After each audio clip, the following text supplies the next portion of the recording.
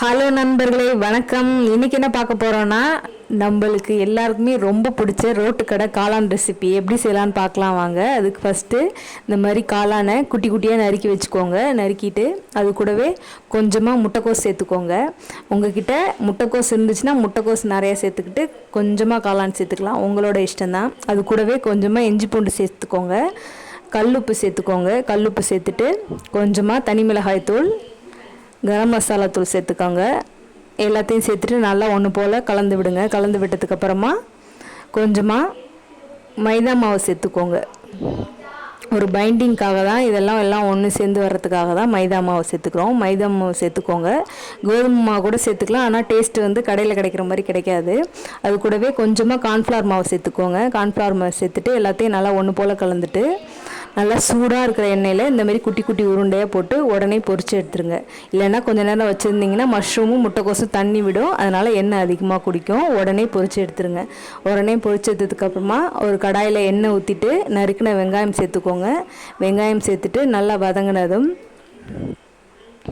வெங்காயம் கொஞ்சமாக colour change ஆனோடனே கொஞ்சமாக இஞ்சி பூண்டு பேஸ்ட் சேர்த்துக்கோங்க.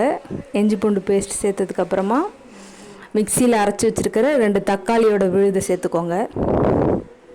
தக்காளியோட விழுது சேர்த்துட்டு நல்லா மிக்ஸ் பண்ணிவிட்டு கொஞ்சமாக மஞ்சள்தூள், மிளகாய் தூள் சேர்த்துக்கோங்க. மல்லித்தூள் சேர்த்துக்கோங்க. உப்பு தேவையான அளவு சேர்த்துக்கோங்க. சேர்த்துட்டு மூடி போட்டு ஒரு 10 நிமிஷம் வேக விடுங்க. அப்போ தான் மசாலாவோட பச்சை வாசனை போகும். கொஞ்சமாக சோயா சாஸ் சேர்த்துக்கோங்க. கொஞ்சமாக டொமேட்டோ கெச்சப் சேர்த்திங்கன்னா அந்த ஸ்வீட் டேஸ்ட் கிடைக்கும். அதுக்கப்புறம் ஒரு ஸ்பூன் கார்ன்ஃப்ளவர் மாவை நல்லா தண்ணியில் கரைச்சி அது கூடவே சேர்த்துட்டு ஒரு 10 நிமிஷம் கொதிக்க விடுங்க.